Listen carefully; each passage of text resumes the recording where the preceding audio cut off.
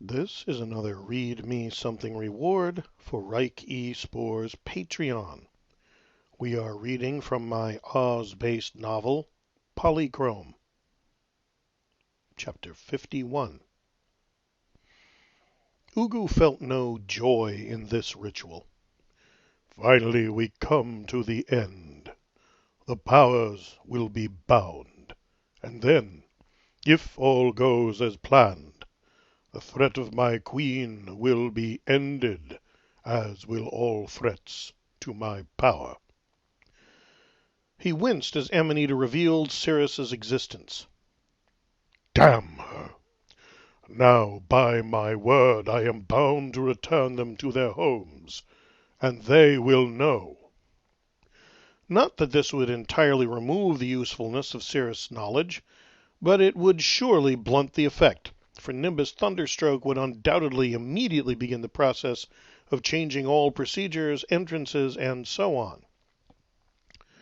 As Amanita proceeded, becoming more and more involved with the ritual, he caught Sirius' eye and nodded. The young general, still shaken from his unveiling, gave a small bow and then departed, with an expression of relief that he would no longer have to suffer the burning regard of his old commander or, as Ugu now knew, his former fiancée. How difficult must that be? I am glad it has not come to the final options. And then came the penultimate moment, and a streak of rainbow light shattered all his calculations. What has happened? But as he saw the mortal collapse to the ground, sobbing, heard the broken tone of his voice, he felt a long dormant part of his own heart twinge, send an echo of loss and sadness that led him to understanding. He allowed Eric Medon that time, the last he would have, and watched gravely as the dying princess and her hero kissed a first and final time.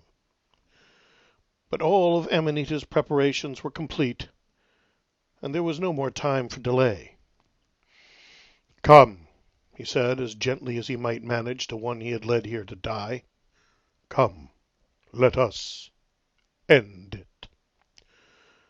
The mortal gave a last sudden sob, and was still for a moment.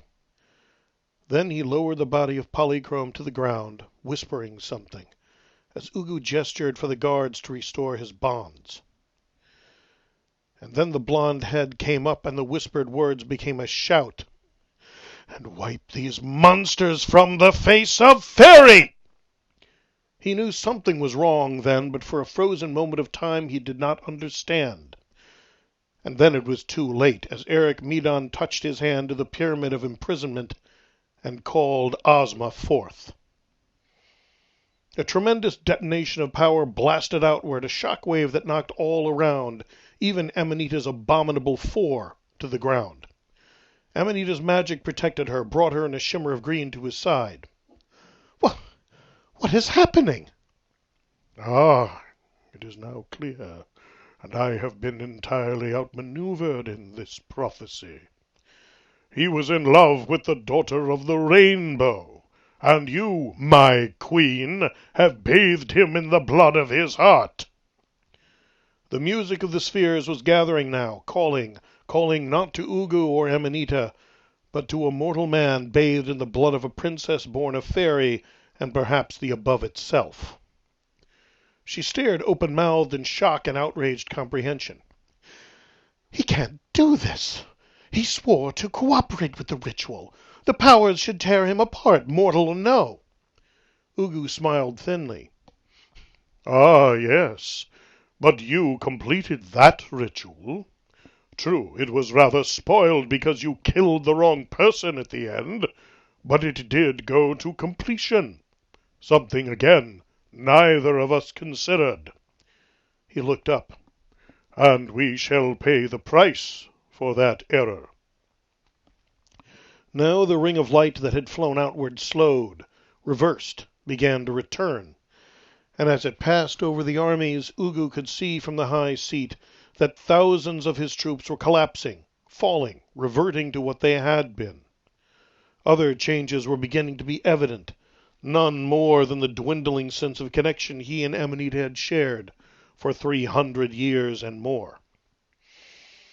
All the power we have taken from Oz is returning to its source, and through her, into him, he said grimly, and rose to his feet, grasping his staff, calling forth all the enchantments he had prepared against this one impossible chance. Ward thyself, Amanita. This is our moment of reckoning. The power funneled back into Eric Medan, an explosion in reverse, and disappeared. For a moment, just a moment, there was silence and stillness. Nothing moved. Nothing spoke. The entirety of Fairy held its breath to see if the mortal would survive this final moment. And then once blue eyes flared open, blazing pure green fire, and Eric Medan let out a cry that shook the foundations of the earth. It was a shriek and a roar and a growl, a scream of pain and ecstasy and fury and triumph, of loss and vengeance and betrayal, of sorrow and courage and unbending will, and the power blasted from him, kicking the few remaining guards aside like toys. A rampage of force crackled out, shattering stands, throwing dark elementals to the winds, and sundering the steel bonds of his friends, scattering those holding them. The cry went on, and the earth danced beneath Eric Medan, until it seemed the entire grey castle would be brought down by his fury in the very moments it was awakened. The spheres sang in icy precision a rhythmic chant of ancient words. Altio, vindicatio vir, termini tyrannorum, libertas! And suddenly it stopped, and there was only the figure standing in the ruins of the pyramid, gazing up at him. The mortal chuckled, a laugh on the edge of sanity, and the chant of the spheres remained, softer but no less grim, no less the sound of bared steel. Ugu shook his head. I shall give you no time to learn this power you have gained. Frozen soul! A blue-white bolt streaked from the staff, freezing the very air between them, racing at the speed of thought towards the once mortal with the glowing eyes. The mouth quirked upward, and for a moment a phantom image surrounded him, a dark-haired man in a red shirt. Deflector shields up, Captain, he said, almost at the same time as Ugu's spell, speaking in an accent that was not his own. An insubstantial barrier intercepted the frozen soul, turned it to a harmless spray of frost and snow. Ugu felt his mouth drop open. What? Eric Medan's laugh was humorless but loud. I already know how to use it. Imagination, will, and power. The first two I have had all my life, and now I have the third. He clenched his fist, and it blazed like a newborn sun. And there is nothing you can do against me now. Surtur, Amanita called, slay me this man. The titanic flame spirit smiled and strode forward, raising a sword of flame and doom. Eric turned and raised his arms over his head.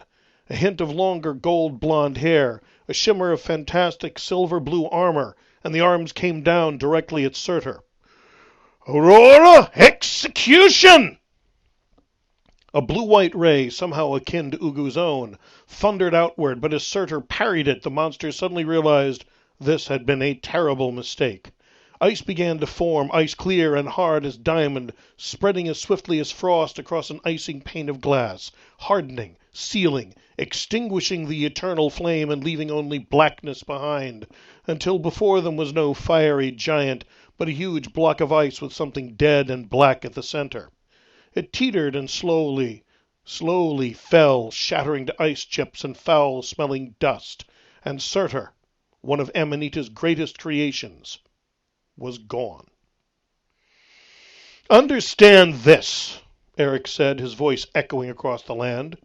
This is the land of Faerie, the land that sparks the dreams of mortals, and which is born, I think, of human dreams, human will, human imagination. And so, imagination, whatever I can think of and imagine doing, this I can do. I need no spells save those which raise the sense of wonder and courage within my heart, those which symbolize that which I call forth. Will. The strength I can wield is limited only by how much I am determined to do, by what I will risk. Power. I have all of Oz to draw upon. Light now began to radiate from his body. My world was built on imagination, my reading was filled with it, my entertainment was nothing but imagination, and though on my world this was nothing, the life of a man who has nothing else, here it is the one and only thing that matters, the sole weapon any mortal could hope to wield against you. He looked directly into Ugu's eyes, and that cold emerald gaze was like looking into his own death.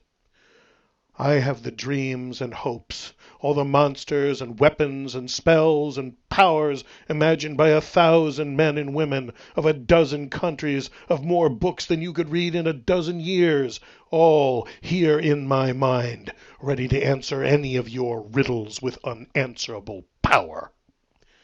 His arms raised and came down. Towards Ugu and Amanita came the same force of absolute cold that had extinguished Surtur, and his eyes narrowed as the energy faded and vanished.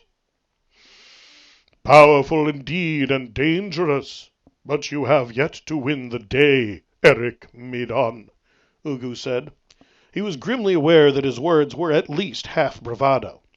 Despite all his preparations, the power of the mortal sacrifice of the Princess of Oz bound within a mortal's shell was something truly beyond any of his calculations, and Eric Medon himself was fey and dangerous, a man uncaring of his own survival, intending only destruction of those that deprived him of things more precious than power or gold. Still, one enchantment I prepared for decades against the possibility that I might be forced into conflict against such power, though it was meant for Amanita. The eye of the soul watches and sees all that you do. I cannot stop any action you may take, unless it is the same action as a prior one. So show us this imagination, Eric Medon. Show it well. For if once it fails, little indeed shall you have to protect you against ours.